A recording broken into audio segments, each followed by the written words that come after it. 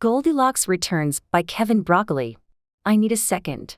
I really had no intention of, returning to this house. So many bad memories here. So much trauma. Is it okay if I just sit for a second?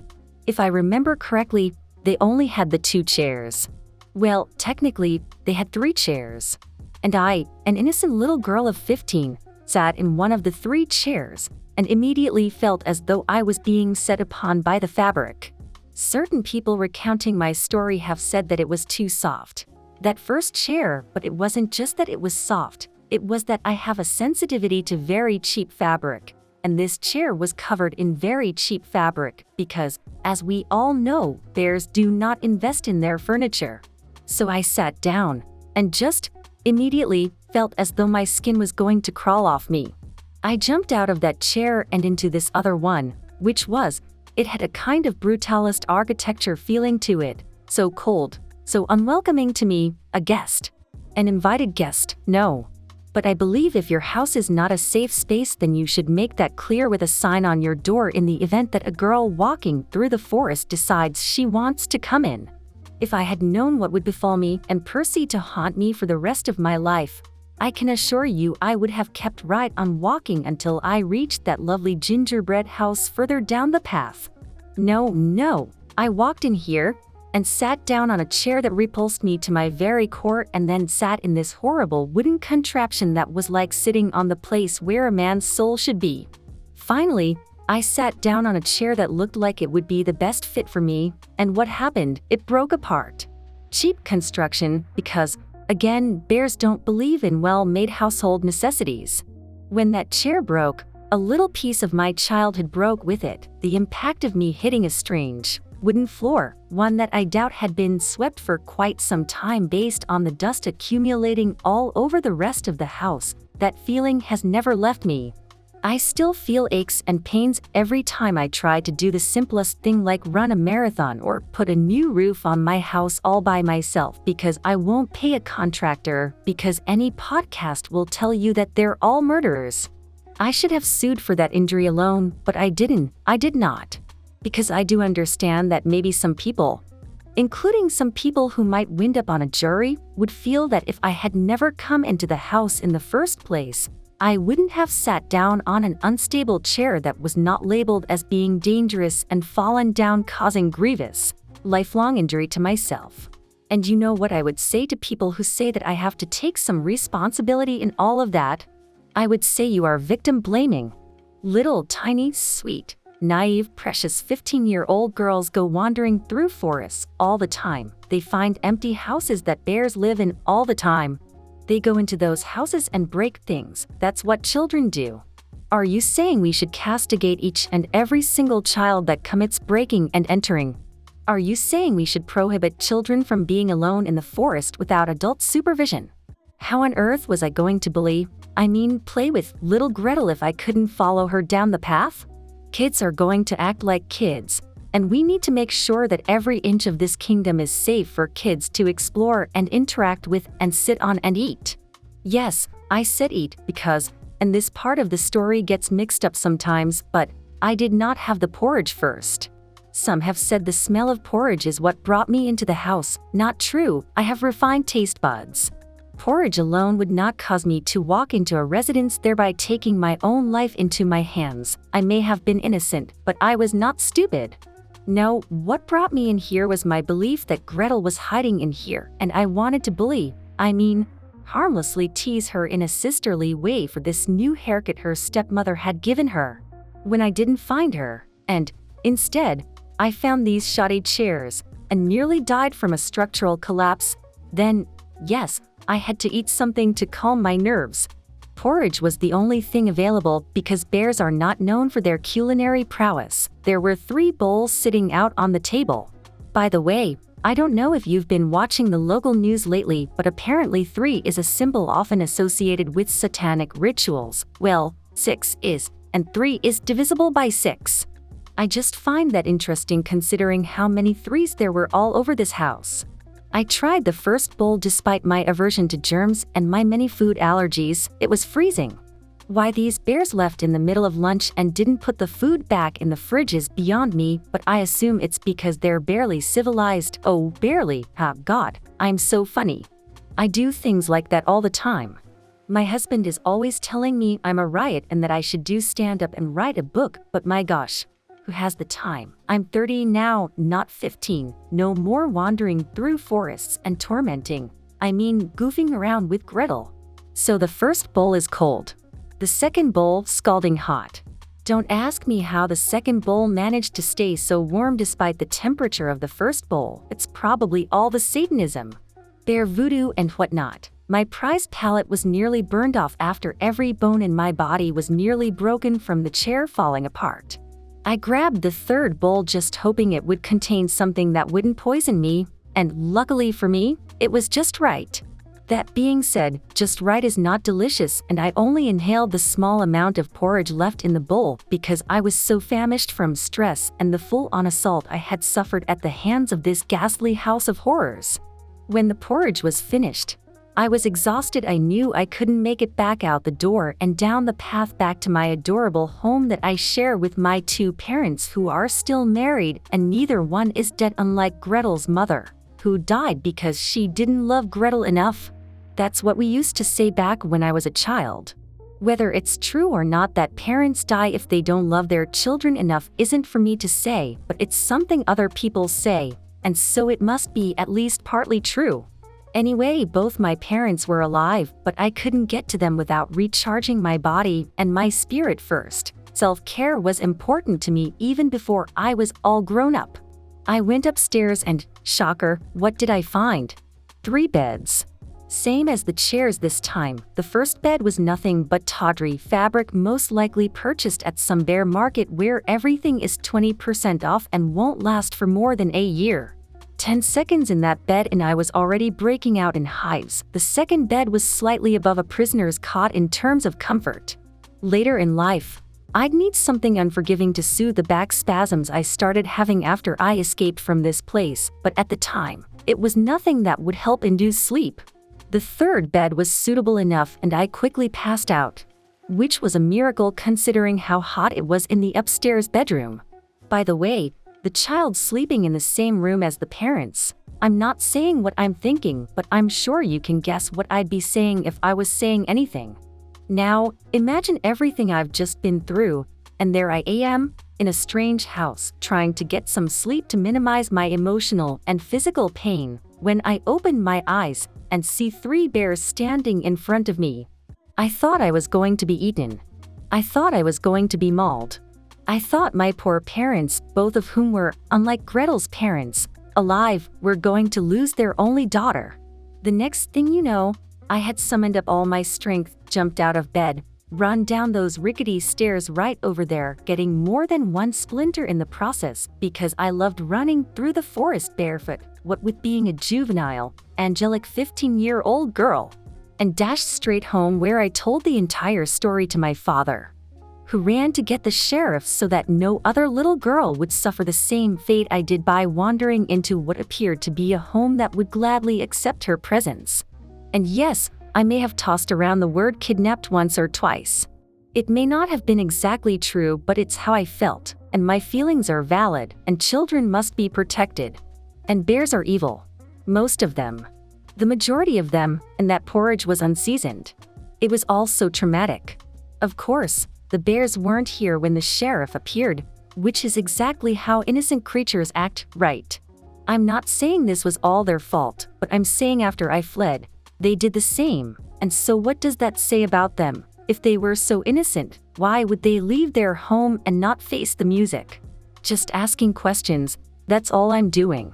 I've spent most of my life trying to forget that agonizing day after I did all those interviews and spoke with the kingdom's 3 most popular magazines and played myself in the movie version of the story and authored 2 books on the whole ordeal. I was ready to put it behind me. Then, here I was, on my way to market, suddenly lost in the forest despite how many times I've made this journey because that's how the forest is, and here you are, a reporter and a photographer, saying something about some tipster informing you that perhaps you might find me near this infamous house on today of all days, the 15th anniversary of the tragedy, and lo and behold, you want to interview me. And I'm forced to go back into the veritable torture chamber I had no intention of ever entering again. Why couldn't I have gotten lost on that day I was chasing? I mean, following after Gretel. Why couldn't I have found any other house? The gingerbread one, or the one that has that pig in it who thinks he's so smart just because he knows you're supposed to build with brick and not clay. And hey, why did I, an infant of a girl 1 week away from her 16th birthday, have to get lost and find this house? I hope you're writing all that down. If not, I wrote it myself and I've prepared copies for you back at my home.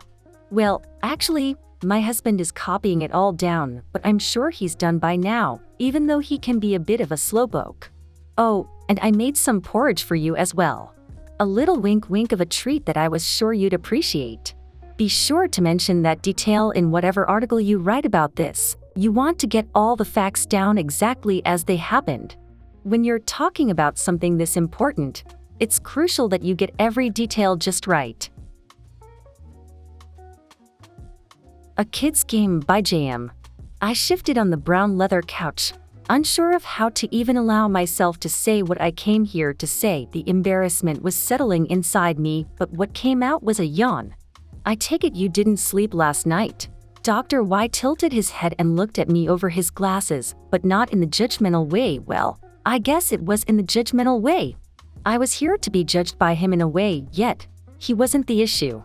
I had been there for at least 10 minutes already, or maybe a year. Time was an illusion at this point, and couldn't quite make myself relax. Right, I haven't slept. I shifted a bit and stared past him, my eyes focused slightly on his clock, then moved to the frames on his wall with kids and an older woman. Honestly, I wasn't taking much in enough to have a thought form. I can see you'd be better at just jumping in. So, when did this nightmare begin? I was about 6 or 7, the time most nightmares take form, and it continued most nights for a good year or so. By then, my parents stopped coming in to check on me and put their foreheads on my damp one, and I learned how to get up and get my own cup of milk. As time went by, I learned how to cut the dream shorter and shorter, either waking myself or changing the channel. I developed insomnia, and teen me developed a good case of caffeine addiction. So now, I'm properly old and tired for a different reason than most. I noticed him give a faint smile, enjoy something down out of the corner of my eye, and finally lowered my gaze to meet him. And you're now experiencing this nightmare again, pretty frequently? No. Every night for 2 weeks. That's why I'm here, Doc. Doc. Where did that come from? I had never said that before. Maybe it was my age catching up, or because I suddenly felt very hot and clammy. And when it first started, were there any major life changes? You mentioned your parents were there, so I'm guessing no divorce. Anything else you can think of? No, not that I remember. Everything was pretty normal. It just seemed to come out of the blue. Okay, well, let's just dive right on into the dream. Let's see if we can find something in it. Right, gotta understand the beast to tame it. I swallowed hard. You really do notice that ticking sound of the clock when you're nervous. There's a white room, pretty big space. Actually, it just might be endless. I can't tell. I don't know where I am, or where I've come from. Couldn't tell you why I'm even there. Yet, I feel calm. Nothing seems out of place. I paused and looked down at my shaky hands before stuffing them in my pockets. There's white pillars all throughout the room, and I suddenly find myself giddy. I decide it'd be the perfect place to play a game of hide and go seek. So I run behind a pillar and I say, "Peekaboo," as I peek my head round the corner. This goes on and on, till I grow tired from running round, and I stand there. Something's not right. The room feels darker even though it's bright inside. A few moments go by. I don't know about the time. When suddenly, peekaboo. The man, the woman, the thing, has no face. It's just plastered white with no eyes. It peeks behind the pillar and says, "I see you." And suddenly I can't hear anything but, "I see you," said over and over again, in different voices bouncing off of each other. And there's no white room. It's black. And there's no man. There's just me, but I know he's somewhere seeing me. "Mr. Max, take this, here. Come back now, focus on my hand. Dr. Y is here holding a tissue out to me. I don't know when he has gotten from his chair and bent to his knees in front of me like I'm some child. I can barely see him through my tears, so I take the tissue and wipe them. Yes. And I don't know. Nice and spacious. Yes, I can see a lot of big pieces being able to fit in here. What made you get into representing artists? My mother was an artist. We'd go to these studios that were barren before she'd have her pieces in different areas interacting with one another. I used to love seeing how she could turn these empty places void of fun into something so interesting and new, but she'd always get swindled or find it hard to find new spaces. Do you create things too? Nope, I'm more like my dad. We don't have an artsy bone in our bodies. The man in the business suit. I had already forgotten his name and didn't think it'd be nice to ask again, chuckled and nodded. Well, I'll let you check out the space alone. He smiled and walked through the door we had come from after seeing me give a half nod. My eyes were on the pillars. With him gone, I thought about how weak my lie was. I wasn't there to check out a space for others. I was there to conquer my fear, something Dr. Y suggested. I started running around and playing peekaboo before realizing how silly it all was. I doubled over in laughter. Healed, I'm healed. Peekaboo. A voice like a creaky rocking chair groaned. Knocked the smile off my face. I slowly lifted my head. My eyes met the whiteness of the skin. I felt that if I touched it, my hands would disappear within it. I see you. I said, and suddenly I was in a dark place, watching it panic and look around. Different voices circled it. And I knew then, I had become it, ready to see. The Starling and the Fisher by Tanya Humphreys. Rolly looked up through the leaves of the elm at the small, dark, T-shaped figure soaring graceful figure eights high above against a backdrop of fresh, fat spring clouds. The hawk sent a cry down to earth. High-pitched and slightly raspy, Raleigh's siblings shivered all around him and emulated frightened turtles ducking into their shells. The 6 baby starlings that surrounded him whispered amongst themselves as if afraid the great hawk in the sky could hear from that far away. Maybe he could. His sister Sari whispered, "It's him, it's the Black Hawk," as she huddled even closer under Raleigh's left wing. "Shh," whispered Hod. He pecked at Sari and said, "He'll hear you." "Don't be silly," said Rolly. "He's too far away." "The Black Hawk has super hearing powers," Big Mott said, and Hod added, "Yeah, and eyes like high-powered radar." Rolly said nothing but stared at the hawk in awe, wishing he could someday soar like that. He knew that that was an impossibility. A single tear leaked from his eye as the hawk soared out of view. He focused on the clouds that had now blotted out the last blue from the sky, their bottoms grown heavier and darker, and he felt that at least one of his prayers had been fruitful. It would rain this afternoon and hopefully throughout the night and next morning. The young starlings unhuddled and looked towards the west. They could see little except forest, and as they watched the horizon darken to dusk, they detected the ozone scent of the water gathering in the sky. The indigo light of dusk made them excited. It meant Mama and Papa were coming back with dinner. It made them nervous too, worried that Mama and Papa would not come back after all. The Black Hawk had sounded ravenous. Raleigh's 2 sisters began chirping soft, wailing little cries of distress as they always did as the sky grew dark. His 4 brothers' heartbeats were as fast as the sisters', but they would not weep. At last, a cry from the east behind them, Tui Tawu. Mama was home. An answering cry. Tawi Tawu. Was Papa farther away but on his way? All 7 baby starlings warbled happily. There were no stars that night and no moon either. The cloud cover efficiently curtained their brilliance away. Come the next day, Papa flew off at the first hint of a paler shade from the east like a black dart shot from a crossbow. Mama stayed behind and spoke to her brood. "I'm sorry, children. As you know, it will soon rain." She lifted her sleek head to the sky. Her glossy ochre feathers, speckled black and gold, were already dappled with beating drops of drizzle. She puffed out her feathers until she was 3 times her size to keep her babies warm and dry. "I know you were all anxious and excited to test your wings today for the first time, but we will wait until the storm is over." Rolly hoped it would never stop raining. Fat drops pattered down on the leaves all around the starling's nest. as hypnotizing as ancient tribal music. By noon it had escalated into a symphony complete with the clashes of thunder-like cymbals and shrieking wind-like arias. The wee starlings shivered but were not afraid. Mama told them stories. But what if the ending isn't happy? It was hot.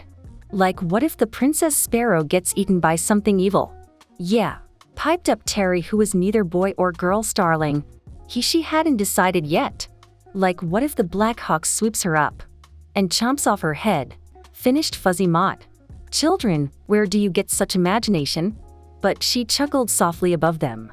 Hot said, the Black Hawk was up there yesterday. We were worried you two were goners. Sari and May stifled sobs. Now, children, the Black Hawk is old. We are so much swifter than he. The girls' dreadful sniffling stopped and Hot said, but he is evil, Mama. We heard he ate his children and tore up his wife with his own talons, added Sari shrilly. Rolly shivered and looked up at the sky. It was getting dark. The rain was letting up at last. He shivered again, though not with revolt but with fear of the dawn. Mama Starling said, well, yes, he has done some unforgivable things. Rumor has it, he ate a poisoned rat and took over the sickness of it. The children nodded as if they understood. Please just stay out of the sky when he's circling. He's so graceful and his arcs so elegantly perfect.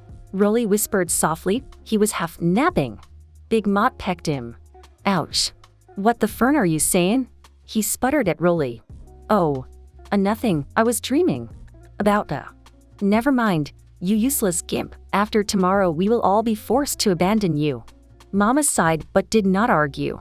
The rain stopped as if on Big Mott's side. He smirked at Rolly and shrugged, and though it was near dark, the Black Hawk's lonesome shrill cry sounded from high above.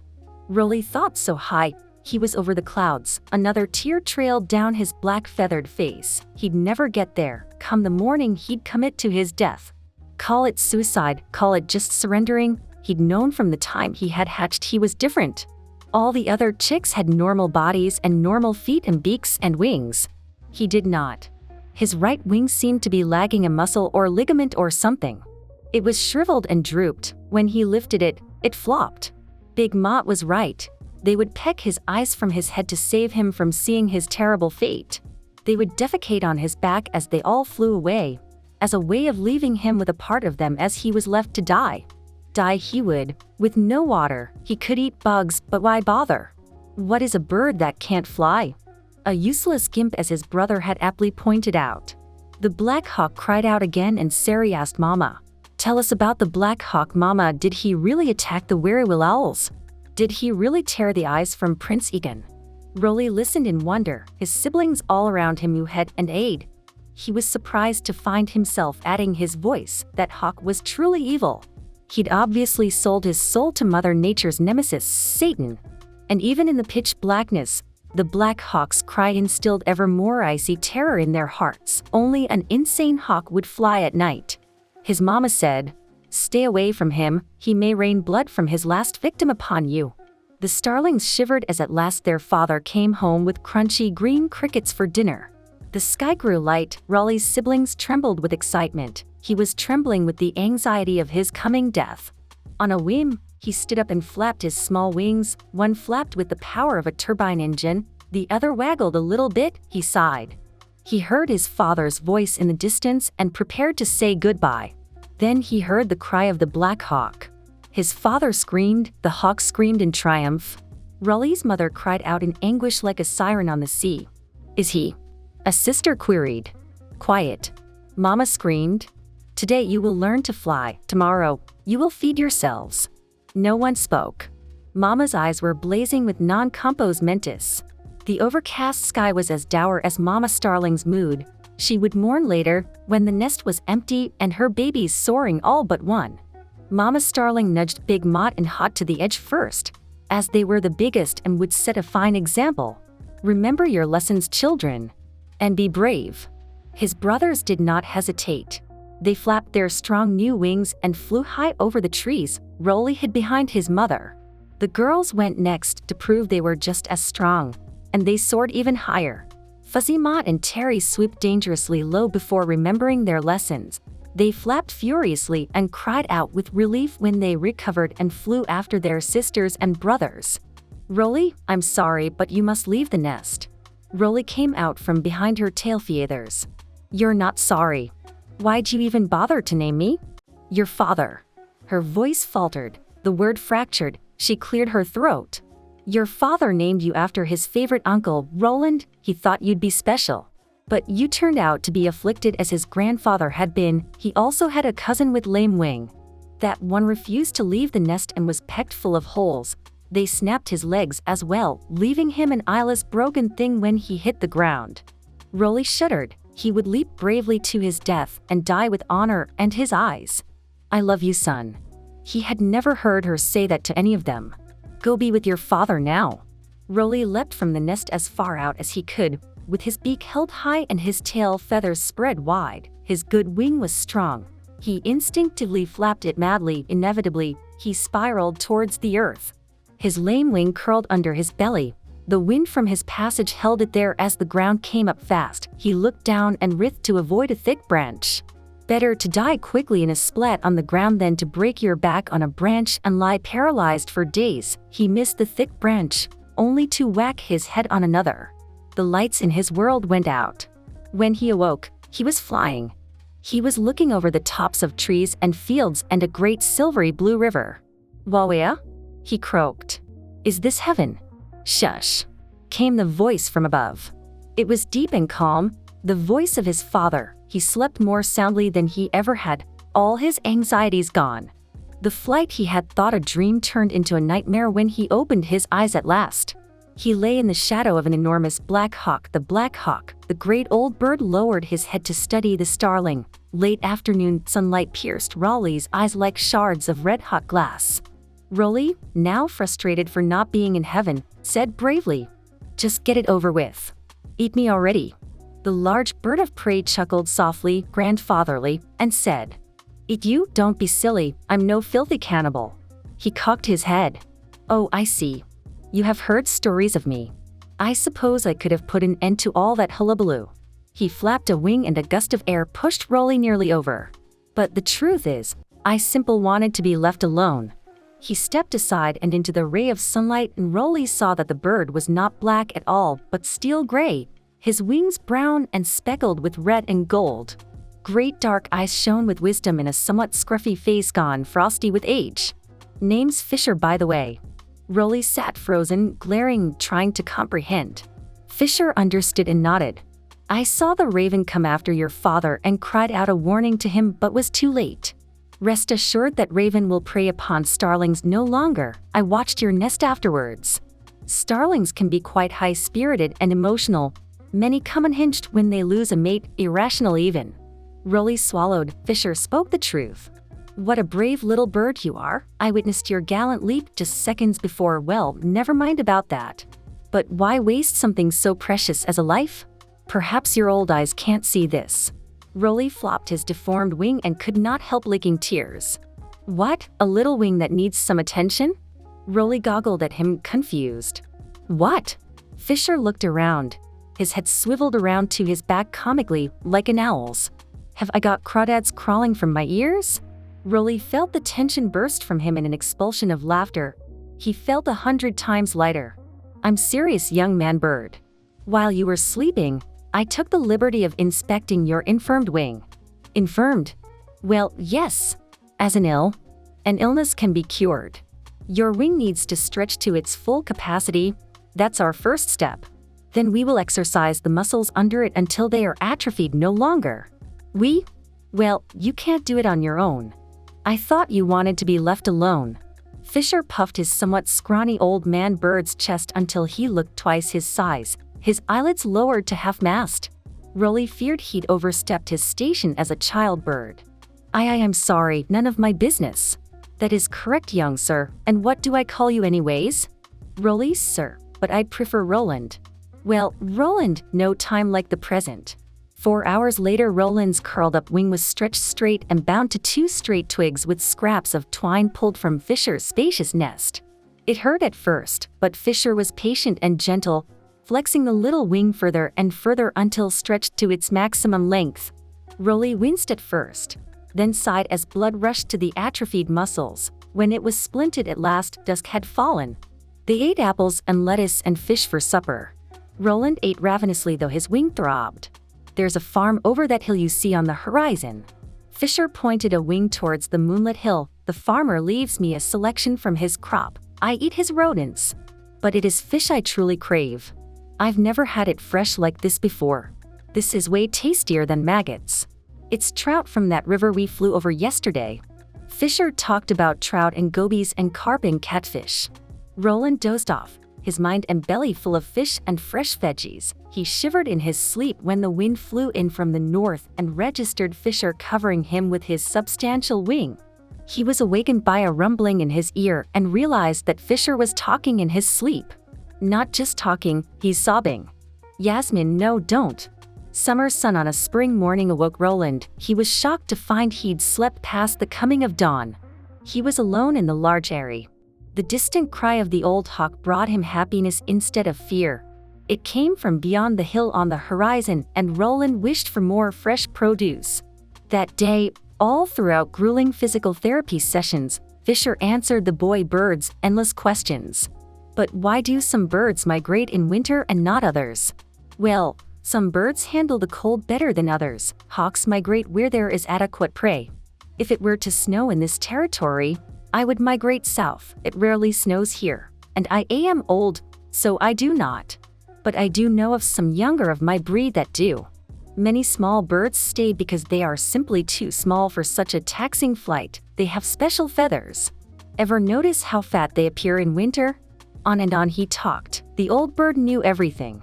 Early one June morning, Roland awoke alone as usual, but witnessed a dark cloud in the midst of the pale cerulean sky. It covered half the sky with blackness. It wafted closer in slow motion, rising, spreading, then falling into a dark Tartaring wave. The wave swooped upwards again, and Roland's heart swept up with it. They were starlings. Hundreds of them, perhaps 1,000. His kin were performing a grand murmuration, and he longed to fly with them. See that one in the front? Fisher's voice had startled him. The old hawk was quiet as a ghost. It was a quality Roland had gotten used to and admired. Yes, it's like a maestro conducting an orchestra. Well, that could be you. Roland once would have argued, demeaning himself, but this day he said, yes, I would like that. He flapped his 2 turbine-strong wings and darted off like his father had, an arrow from a crossbow, into the cloud of his clan. He soared through them and upwards. They all turned and followed. They followed the one who could soar like a hawk. Yes, I did as you asked. May I come home now? May I come home now?